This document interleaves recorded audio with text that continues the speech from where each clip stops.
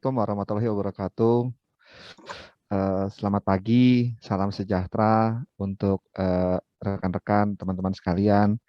Pertama-tama yang kami hormati Bapak Dekan Fakultas Hukum Unsud dan beserta jajaran pimpinan, eh, Bapak Pembantu Dekan, Bapak Dr. Kartono, Bapak Ketua Panitia, Bapak Agus, dan segenap panitia. Terima kasih untuk kesempatan ini dan yang saya oh ya, yang saya hormati juga narasumber Mas Ardian dan yang saya banggakan teman-teman semua.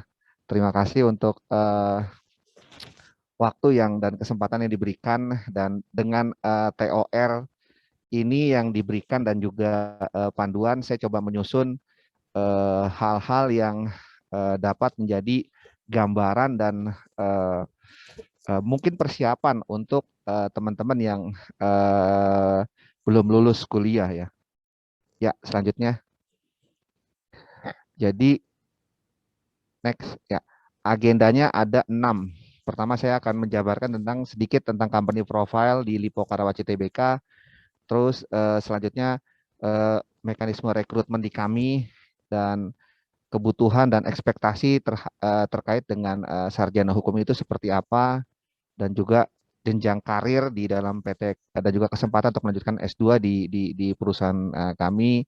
Selanjutnya ini mungkin yang juga saya juga perlu tambahkan terkait dengan profesi corporate secretary ya di Indonesia. Nah ini memang yang ini mungkin hal yang belum terlalu dipublikasikan, tetapi saya coba masukkan ini karena terus terang memang ini jadi menarik karena sebagian yang saya presentasikan ini adalah kira-kira 10 slide itu materi daripada apa yang kami sajikan di hadapan otoritas jasa keuangan kurang lebih 3 minggu lalu gitu. Jadi saya presentasi dibantu oleh 2 rekan yang lain dan ini yang akan kami terapkan di Indonesia. Jadi padahal perkiraannya saya akan mau mengajukan permohonan ke Fakultas Hukum Unsud itu 2022, tapi karena syukur diberikan kesempatan hari ini, jadi Fakultas Hukum Unsud menjadi yang pertama di Indonesia karena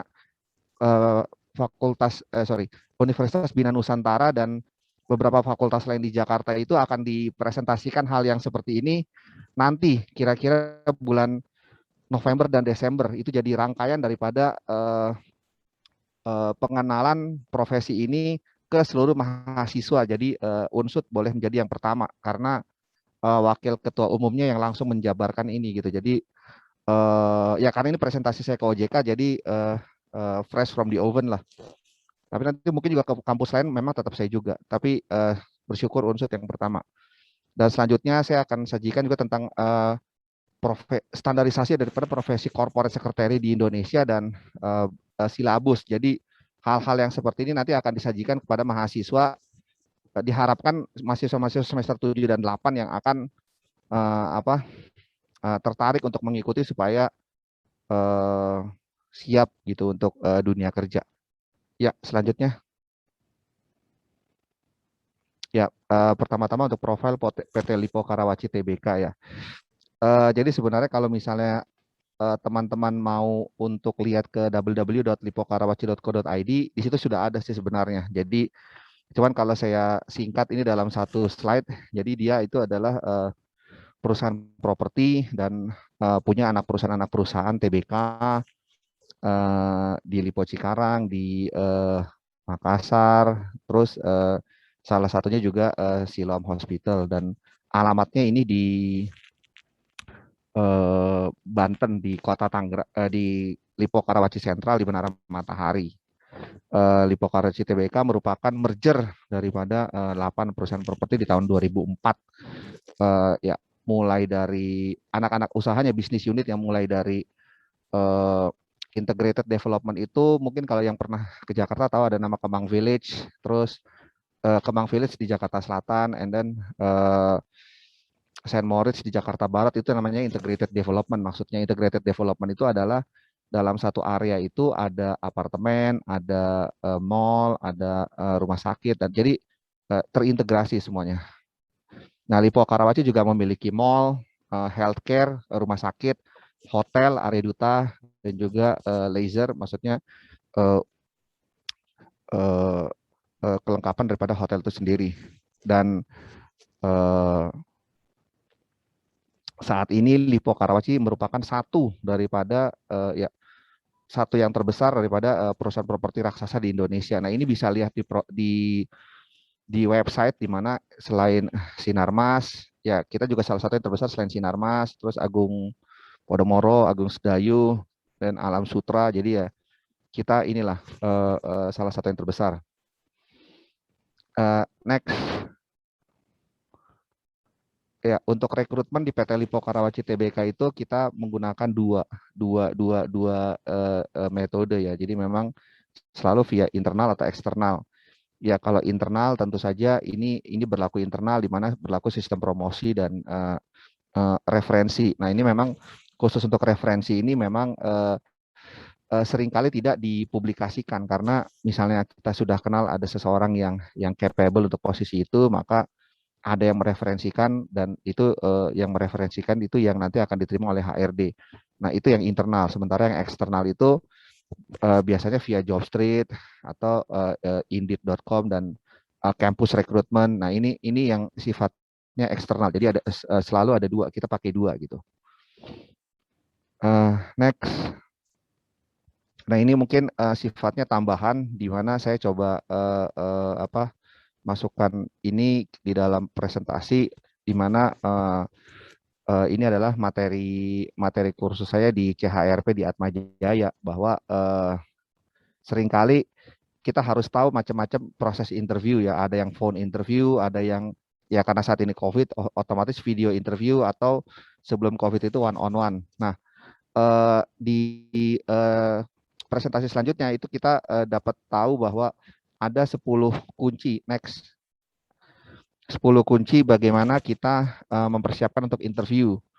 Nah, kesalahan yang paling paling ya, apa yang paling sering dilakukan oleh teman-teman yang dan ini saya juga pernah melakukannya soalnya waktu baru lulus. Jadi tidak mempelajari perusahaan tersebut gitu. Jadi kita dipanggil dan kita tidak mempelajari perusahaan tersebut. Jadi sangat penting sekali sebelum kita dipanggil itu kita udah riset gitu. Jadi 2-3 hari sebelumnya kan biasanya kalau interview itu kan nggak H-1 ya, misalnya H-3, H-4. Nah, sangat baik sekali di mana kita coba mempelajari si perusahaan tersebut mulai dari bisnisnya bisnis apa tuh kan, terus jajaran organisasinya seperti apa, struktur organisasinya gitu. Jadi kalau kita udah tahu itu tentu saja kita bisa menghindari confirmation bias. Jadi kadang-kadang kita punya anggapan sendiri padahal PT itu nggak begitu gitu karena kita nggak baca di website gitu. Nah ini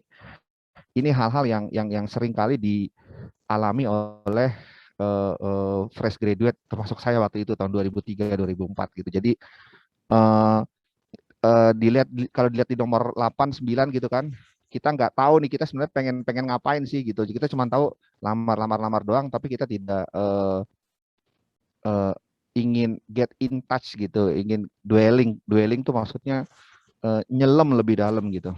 Terus not selling the company.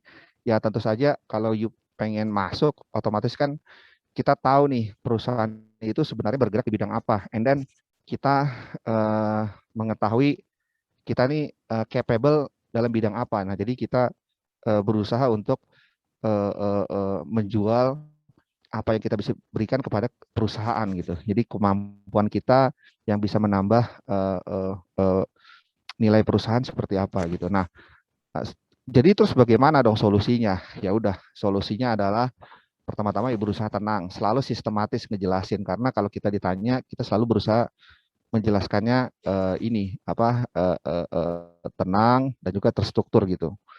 Terus selalu realistis di nomor 7 dan jangan pernah memotong pembicaraan tapi wait until the end. Jadi tunggu tunggu si penanya itu dia menjelaskan, and then baru kita menimpali gitu dengan coba menanyakan kira-kira nomor 8 itu kan guidance. Jadi dalam bahasa anak-anak sekarang nih ya jangan sotoy lah gitu ya. Tapi kita berusaha kira-kira seperti apa. Jadi lebih kepada we know, kita tahu apa yang kita mau ngomongin, tetapi kita nggak so tahu gitu. Tapi kita berusaha untuk uh, uh, melihat apakah yang kita ketahui ini dan dari website itu sudah benar nggak gitu. Jadi lebih kepada sifat humble. Nah ini yang paling penting banget. Jadi kadang-kadang milenial karena mungkin karena sudah lahir di generasi teknologi informasi ya. Jadi kadang-kadang kita merasa lebih tahu. Nah ini padahal kan belum tentu karena kan kita taunya dari luar gitu. Jadi kita selalu berusaha mendengar dan coba mencari bila mana apa yang kita ngerti itu benar gitu. Ya, di dalam interview ini selalu next. Nah, ya di dalam interview itu selalu usahain kita nggak terganggu dengan HP gitu. Jadi itu krusial banget. Jadi selalu silent HP-nya, terus ya nggak ada gangguan lah. Apalagi kalau misalnya kita di interview via Zoom, nah itu lebih penting banget tuh. Jadi usahain kalau kita udah tahu jam interview itu dan kita misalnya di kamar ya tutup aja jadi supaya nggak ada yang ganggu gitu. Jadi itu penting banget. Dan nah ini yang don'ts ini yang paling krusial ya. Kalau do ini kita mungkin bisa baca sendiri terus. Nah yang paling penting don'ts nih. Don'ts ini maksudnya jangan sampai melakukan itu kalau pada saat di interview ya. Eh, umumnya umumnya tuh kalau interviewer itu dia nggak seneng kalau kita tuh di interview tapi kayaknya nih kayak gini nih. Kelihatan nggak nih kalau saya kayak gini nih? Kan kelihatan ya kalau kita badannya begini sama begini nih. Jadi eh, body gesture di mana seems kalau kita kita tuh tertarik dan kita tuh ingin ingin kerja gitu. Jadi kita menunjukkan itu dengan sikap dan juga bagaimana kita apa namanya menjabarkan dengan tangan gitu. Jadi ada sesuatu hal yang menunjukkan kalau kita tuh interesting gitu. Dan jangan ya usahain gitu ya, jangan komen-komen ataupun menanyakan hal-hal yang sifatnya diskriminatif gitu.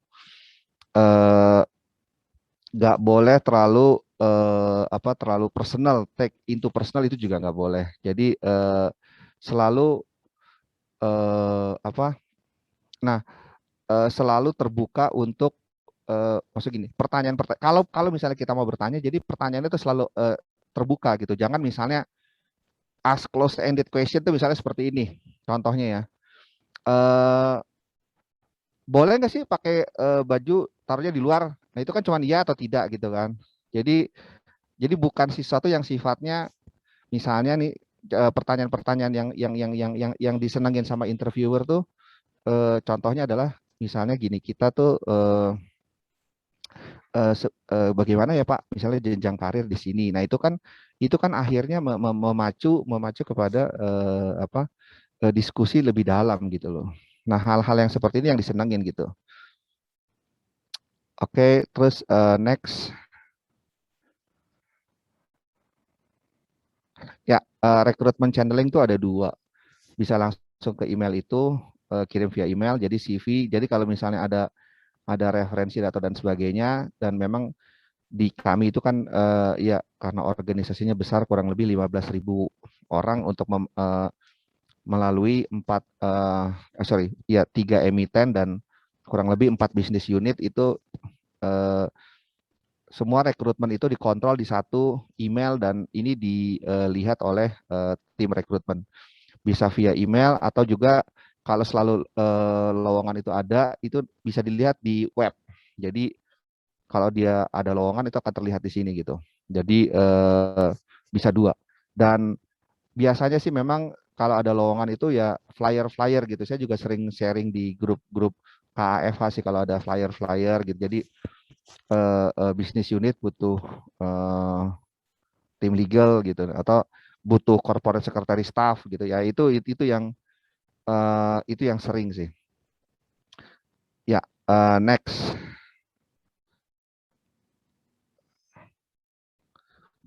Ya, terus bagaimana kebutuhan dan ekspektasi ya? Kebutuhan itu karena ada pengembangan organisasi atau ini yang umum terjadi kalau ada yang resign atau ada yang pensiun. Nah, itu common.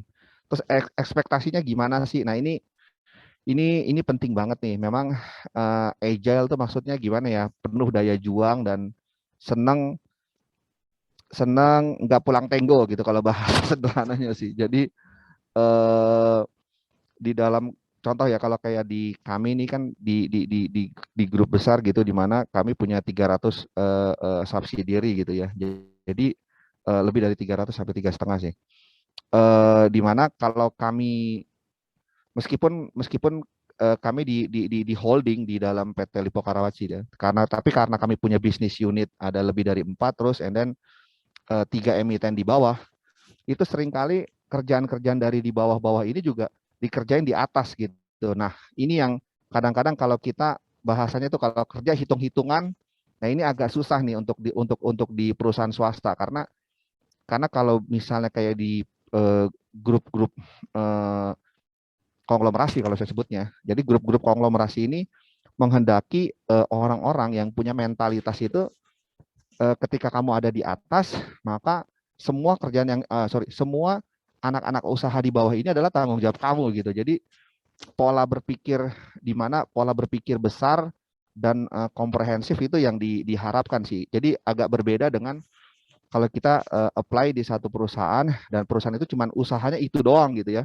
Ya udah karena itu doang ya maka biasanya hanya itu aja gitu. Nah, beda dengan kalau kita masuk di grup-grup konglomerasi di mana mereka punya anak usaha puluhan mungkin bahkan ratusan kayak kami gitu ya. Tapi kayaknya nggak ada sih, mungkin cuma Sinarmas mungkin ratusan sama grup Salim.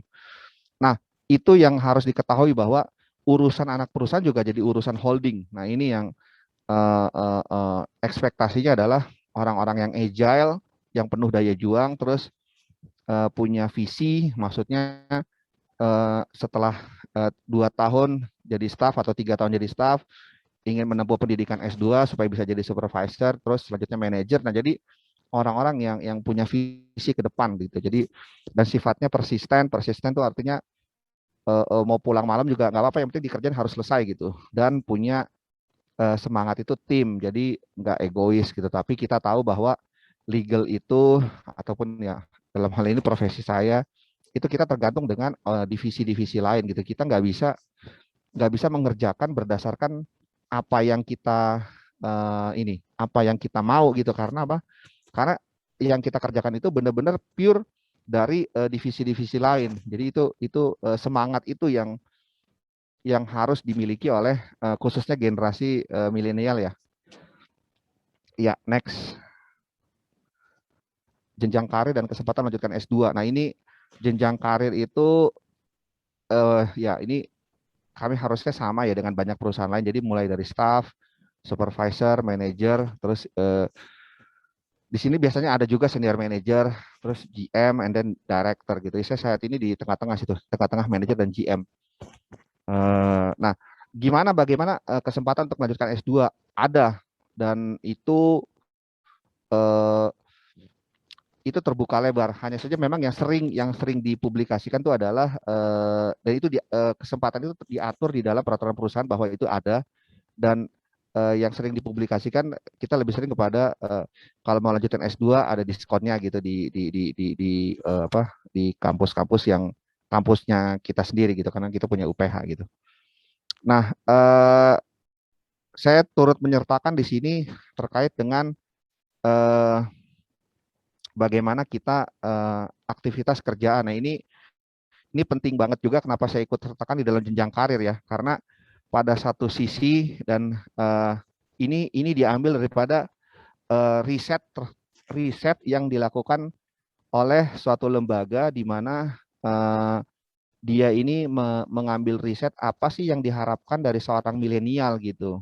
Jadi nah riset ini menarik juga karena ada pergeseran nilai daripada generasi milenial dengan generasi di atasnya gitu. Dimana kalau kita tuh yang generasi saya dan ke bawah mungkin ya, jadi lebih kepada kita tuh bekerja ya untuk kehidupan gitu ya. Sementara kalau generasi milenial sekarang ini lebih kepada berkreativitas gitu. Jadi lebih menarik di mana generasi milenial ini lebih kepada ingin kebebasan dan kreatif. Nah, ini saya juga sampaikan juga ke teman-teman, kenapa maksudnya dari hasil riset ini waktu saya mengambil CHRP di Atmajaya, jadi orang-orang HRD ini sekarang sedang dalam dilemanya kenapa? Sebenarnya bukan dilema kenapa ya, karena yang dicari oleh orang HRD itu kan orang-orang yang loyal. Jadi orang-orang yang fokus, dan kalau kita menekuni sesuatu itu kita fokus gitu, kita nggak jump gitu. Jadi kita fokus. Nah, ini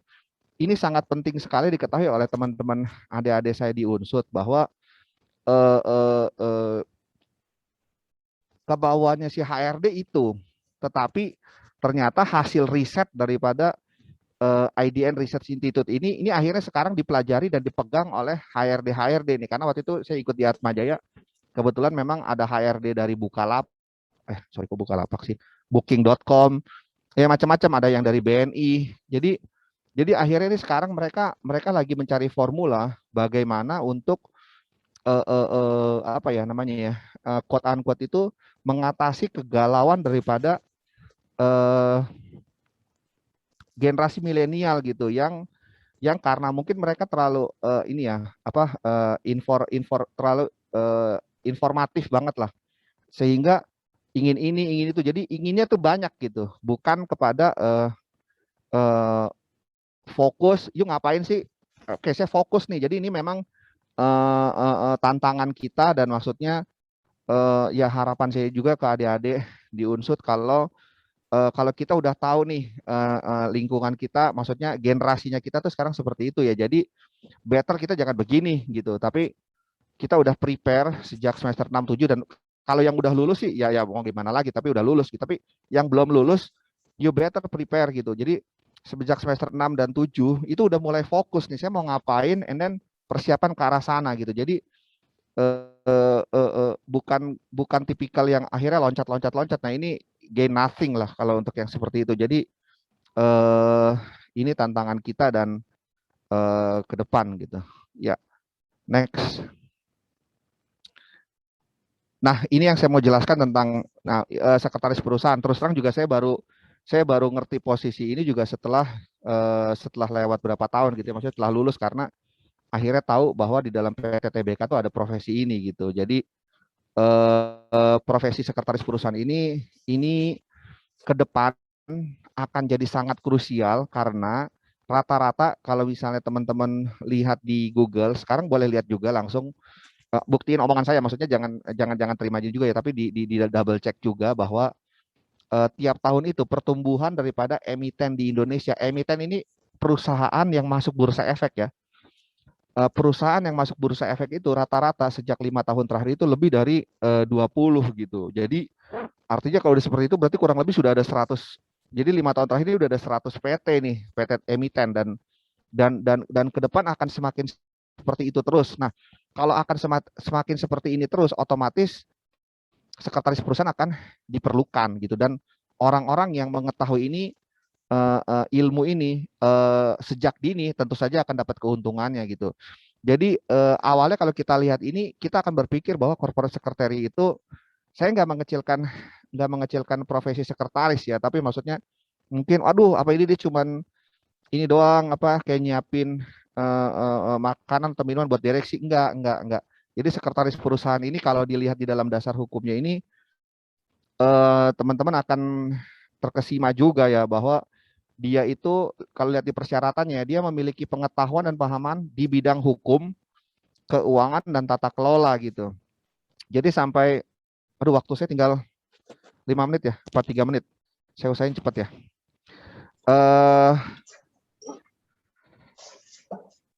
Rata-rata sekarang ini memang yang memegang orang-orang hukum. Nah, oleh karena itu memang sangat diharapkan orang-orang yang memiliki visi untuk menjadi seorang corporate secretary ke depan, dia itu mau ya. Saya bilangnya mau, karena banyak corporate secretary itu yang karena latar belakangnya hukum, jadi ya kurang suka angka gitu ya. Tapi mau nggak mau memang harus tahu gitu. Jadi kita harus tahu keuangan, maksudnya minimal tahu tahu tuh artinya apa sih? Kita bisa baca neraca dan laporan keuangan gitu. Terus tahu tata kelola, maksudnya tata kelola tuh gimana sih? Tata kelola tuh jadi organisasi, terus apa melapor ke siapa, apa tanggung jawabnya apa. Jadi bagaimana good corporate governance gitu.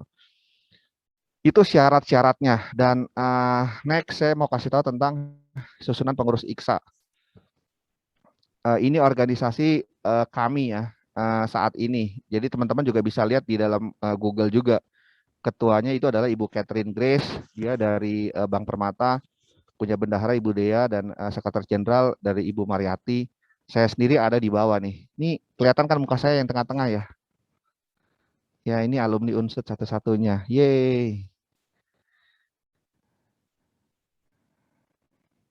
Ya, ada 7 wakil ketua. Saya membawahi bidang standarisasi profesi. Saya punya 2 anggota dan rata-rata wakil ketua lain punya 3 dan ada yang 1 juga. Jadi rata-rata mewakili masing-masing ya. Ada satu yang di sebelah kanan ini mewakili grup Astra kalau nggak salah.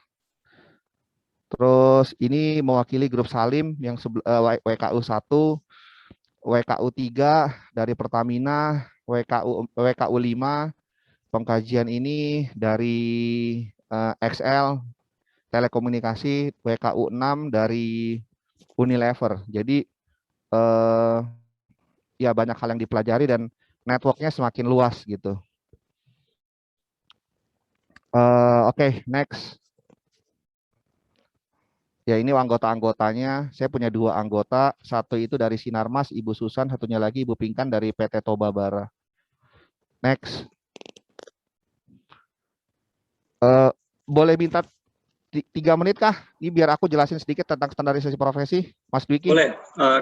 Kami berikan teman waktu 10 menit. Nggak apa-apa, Mas Dimas. Iya. Ini yang akan diberlakukan mulai tahun depan.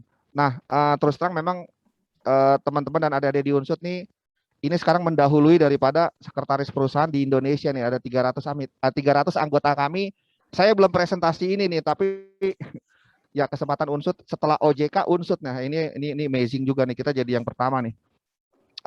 Ini latar belakangnya ya. Jadi tadi saya udah bilang tuh ada perusahaan yang masuk IPO tuh makin lama makin banyak, dan bagaimana mengubah konsep daripada mahasiswa-mahasiswa Fakultas Hukum dan Ekonomi ya khususnya, bahwa sekretaris perusahaan ini bukan orang yang cuma nelpon terus siapin makanan buat BOD, BOC, bukan.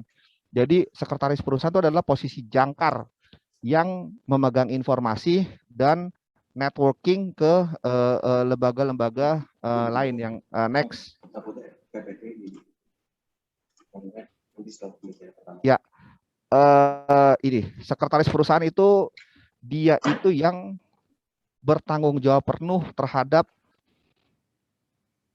tugas daripada fungsi unit kerja dan bagaimana untuk menjadi seorang corporate secretary dia harus memiliki atau dia harus menempuh pendidikan dasar.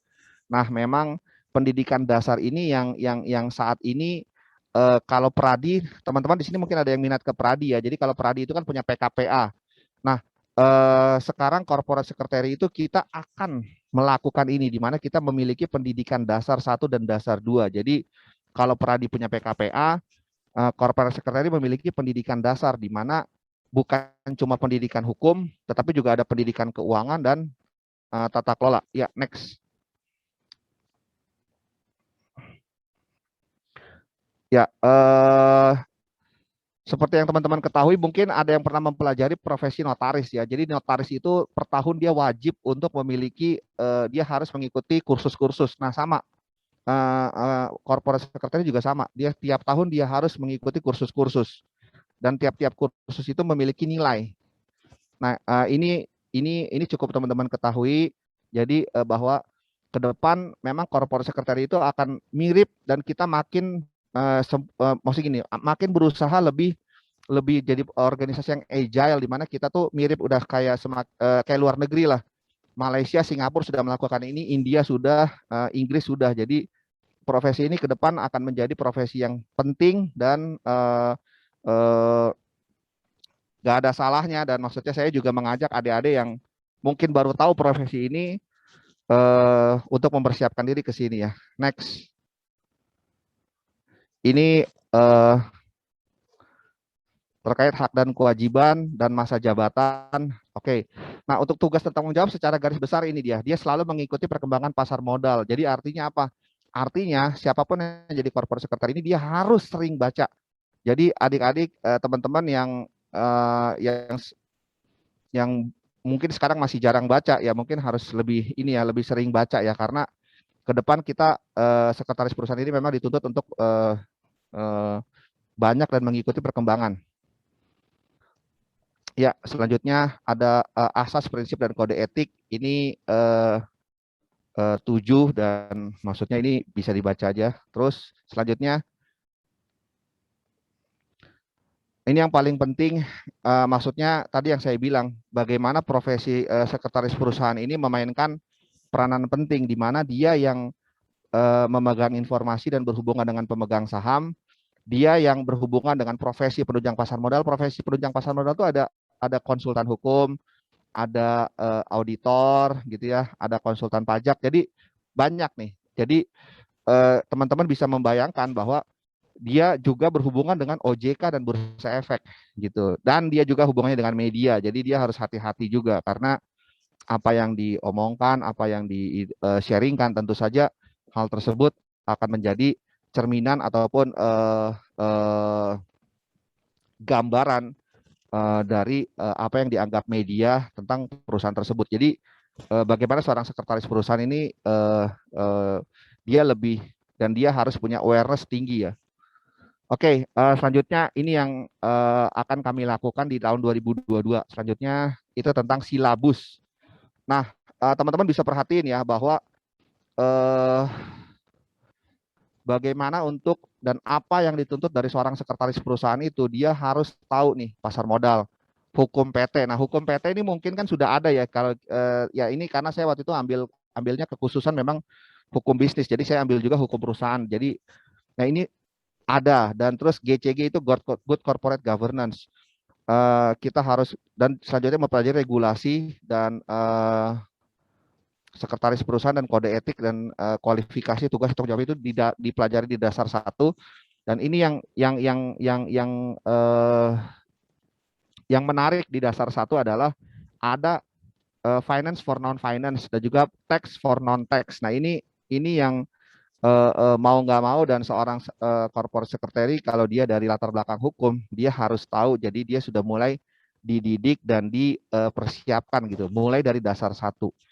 Selanjutnya di dalam dasar 2 next itu lebih meningkat lagi, di mana di dasar 2 ini kita sudah mulai mempelajari tentang apa dan bagaimana dan fungsinya apa sih itu BOC BOD gitu. Jadi, dan terus annual report tuh apa, dan terus di sini dalam GCG yang di dalam dasar 2 kita sudah mulai kepada sustainability, bagaimana perusahaan untuk dia bisa beroperasi 10, 20, 30, 50 tahun ke depan, dia harus memperhatikan aspek-aspek sustainability. Dan nomor 4, ini yang mungkin teman-teman kalau yang niat untuk jadi konsultan hukum pasar modal, ini juga akan ketemu ini tentang aksi korporasi, karena kita nanti akan kerjasama dengan HKHPM, di mana untuk aksi-aksi korporasi ini kita akan mengundang pembicara dari HKHPM, karena otomatis profesi pasar modal harus mengetahui langsung dari ahlinya ya. Nah, untuk keuangan dan non keuangan juga sama, kita mengundang kantor akuntan publik ya, ada yang big four atau enggak big six gitu ya. Untuk pajak dan non pajak kita mengundang juga pendalaman daripada dasar 1, kita mengundang kantor-kantor konsultan pajak yang big four dan tier 1. Nah, untuk laporan keberlanjutan ini juga tadi lanjutan tadi. Oke, sementara untuk next, untuk pendidikan berkelanjutannya itu ada dan ini yang selalu dilakukan setahun 4 kali, di mana kita ngerimain lagi, refreshing lagi perkembangan terbaru dan juga apa yang dihadapi di dunia market saat ini. Selanjutnya tidak lupa juga penting juga untuk diketahui tentang kode etik daripada sekretaris perusahaan. Bagaimana karena si sekretaris perusahaan ini dia sebagai jangkar daripada perusahaan, di mana dia berhubungan dengan banyak pihak, jadi dia harus punya kode etik, jadi dia harus tunduk, dan dia juga diawasi oleh kami di bidang standarisasi profesi. Terus kalau sampai ada melanggar gimana? Nah, next. Kalau sampai dia melanggar, maka harus ada yang dilakukan dari mulai pelaporan, terus ada pemeriksaan, dan nanti dewan pengurus. Saya nggak termasuk dalam dewan pengurus karena dewan pengurus itu ketua, sekretaris, dan bendahara. Nanti dia yang akan merumuskan, tapi yang akan mengkaji itu semua dari bidang kami, bidang standarisasi profesi, bila mana seorang sekretaris perusahaan itu dia melakukan pelanggaran. Nah, baru nanti ada sanksi-sanksinya. Next, eh, rencana implementasinya ini nanti dimulai di tahun 2022, dan ya bersyukur Unsur berarti dapat kesempatan pertama untuk mengetahui ini dibandingkan kampus-kampus lain di Jakarta ya. Yang pertama. Next, selanjutnya question and answer. Dari saya itu dulu presentasinya. Berharap banyak feedback dan juga pertanyaan dari teman-teman dan adik-adik. Terima kasih. Assalamualaikum warahmatullahi wabarakatuh. Ya, Waalaikumsalam warahmatullahi wabarakatuh. Terima kasih atas referensi karirnya, Mas Dimas ya. Untuk menghidupkan suasana diskusi, Mas Dimas, saya mau merangkum sebentar ya, teman-teman sekalian. Ada beberapa hal menarik yang bisa tadi kita petik ya dari presentasinya Mas Dimas. Pertama adalah siapapun yang mendaftar, seorang sarjana hukum ataupun sarjana lainnya, itu harus sangat mengetahui komponen profilnya masing-masing ya di corporate yang dia daftar. Yang kedua, bahwa ekspektasi dari corporate itu adalah seorang sarjana yang memiliki antusias ya. Tadi disebutkannya itu agile, visionary, persistent ya, team oriented. Nampaknya itu kan kalau diringkas itu menunjukkan antusias ya. Kemudian yang ketiga, bahwa dari semester 6 sampai dengan semester 7 ini adalah start yang bagus ketika teman-teman, khususnya mahasiswa ini, bisa lebih fokus tentang peminatannya apa ya. Dan yang terakhir, sekarang muncul profesi baru ya, corporate secretary. Dengan kebutuhan kalian mengikuti perkembangan pasar modal. Seandainya kalau saya dosen etika profesi, ini sudah pasti masuk di dalam kurikulum saya, Mas Dimas. Itu. Tapi karena saya bukan dosen di mata kuliah tersebut, kami akan pastikan bahwa informasi ini akan segera disampaikan ke dosen yang bersangkutan supaya pengenalan tentang corporate secretary ini bisa lebih awal dikenalkan kepada mahasiswa khususnya Fakultas Hukum Unsur. Nah, sebelum kita berlanjut ke narasumber kedua, Mas Ardian. Tadi saya mempersilahkan ya kepada teman-teman untuk bertanya melalui kolom chat khusus kepada narasumber yang pertama. Mas Dimas kiranya berkenan untuk memberikan respon awal ya, Mas Dimas. Ini ada pertanyaan dari Mas Andri Pongoh ya, berkaitan dengan apakah dalam menjadi corporate secretary, misal di Lipo Karawaci, yang dicari adalah orang-orang yang sudah memiliki pengalaman kerja. Apabila demikian, pengalaman apa saja yang dibutuhkan dan bagaimana seorang fresh graduate mendapatkan pengalaman-pengalaman tersebut. Berarti apabila diringkas, barangkali pertanyaannya adalah apakah seorang fresh graduate dapat menjadi seorang corporate sekretari? Mungkin kita mengasosiasikannya itu seorang sekretaris itu adalah seorang yang sudah berpengalaman sangat panjang ya, sampai kemudian ia dipersepsikan sebagai seorang tangan kanan atasannya gitu. Apakah fresh graduate itu bisa menjadi corporate secretary?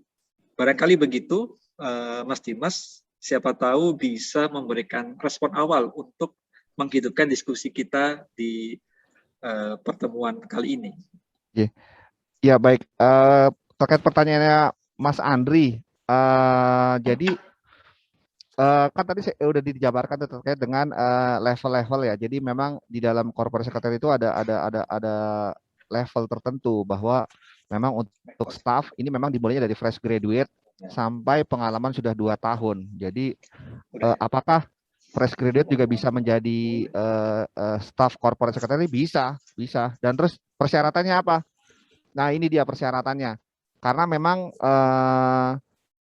sebelum-sebelumnya ini memang belum ada ya, maksudnya gini, belum ada sosialisasi kepada kampus-kampus terkait dengan profesi corporate secretary dan bagaimana peranannya dia terhadap atau kontribusi daripada corporate secretary ini kepada PTTBK. Jadi ke depan memang akan ada suatu program sosialisasi dan juga keanggotaan bagi mahasiswa-mahasiswa.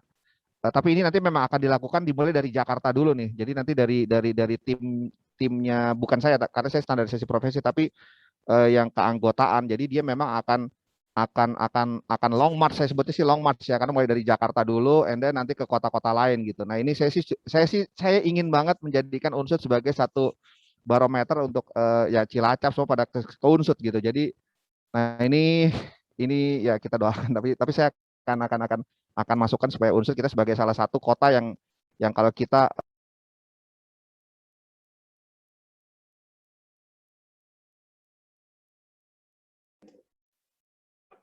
semua gitu. Jadi ini juga ke depan akan seperti itu. Jadi sosialisasi dan juga keanggotaan kepada mahasiswa yang turut mengikuti perkembangan daripada pasar modal ini yang ke depan juga akan penting. Nah, bagaimana pentingnya ya karena nanti akan dibuka keanggotaan untuk mahasiswa. Jadi otomatis mahasiswa-mahasiswa yang updated. Nah, ini pertama, updated, terus dia updated dengan perkembangan dan dia jadi membership gitu. Jadi memang akan nanti akan ada membership untuk teman-teman mahasiswa yang belum lulus supaya apa? Supaya kita selalu mengetahui nih ke depan dan perkembangan corporate secretary. Jadi setelah lulus, jadi karena kita udah updated dan juga kita akan dibuka training-training tertentu untuk yang khusus untuk mahasiswa dan orang-orang yang mungkin baru lulus. Jadi itu yang dibutuhkan nanti akan dibutuhkan untuk supaya posisi corporate secretary staff dapat diisi oleh fresh graduate. Itu sih sebenarnya Mas Andri. Jadi selain dia lulus S1 ya ini bisa langsung jadi corporate secretary staff gitu. Tapi ke depan, nah ini untuk yang belum lulus atau yang sekarang nih masih semester 6 ya better prepare ya maksudnya ya. Jadi untuk 2 tahun lagi saya di mana? Nah, yang nentuin diri sendiri gitu, bukan kampus, bukan, tapi yang nentuin diri kita. Kalau kita mau kemana? Oh, oke. Jadi kalau saya mau ke situ, saya mempersiapkan diri nih. Jadi saya ngambil bidangnya bidang itu gitu. Jadi kalau saya ingin jadi misalnya advokat, ya otomatis pendalaman advokat gitu ya. Kalau ingin ke lawyer corporate, otomatis ngambilnya hukum bisnis. Nah, cuman kalau dia udah ke hukum bisnis, nah itu dia memang akan bersinggungan langsung dengan corporate secretary. Jadi itu sudah satu kaki lah gitu. Jadi itu seharusnya semoga bisa menjawab Mas Andri ya. Baik. Terima kasih sekali Mas Dimas Atmaja atas responnya. Kami akan berusaha untuk menindaklanjuti yang disampaikan oleh Mas Dimas ya. Nanti kita akan buat kelas-kelas khusus untuk meningkatkan animo teman-teman mahasiswa yang memiliki minat